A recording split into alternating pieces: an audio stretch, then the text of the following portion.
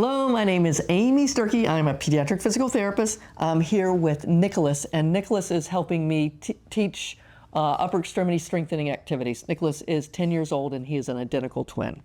So on the last video, we did wall planks where you just lean on the wall and have your hands on the wall. And I don't really have a wall here, so we are letting me pretend to be the wall. Give me your hands.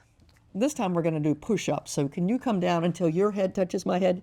Come on down, come down some more. Bend those elbows some more. You got to, that's straight and bend. 1, sorry about that.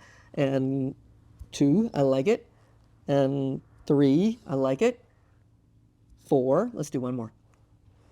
5. All right, this time we want to add just a little bit of spice to it. And we're going to do push-up. He's going to let go, clap his hands, and come back to me. So you ready? So you got to come down and touch my head. Come down. Touch my head. Now go back and clap. There you go. Come down and come back up and clap. From the wall, these are pretty easy. Nice.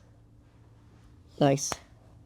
And again, we talked about in the last video that, the further back your feet are, the harder it is. The closer your feet are to the wall, the easier it is.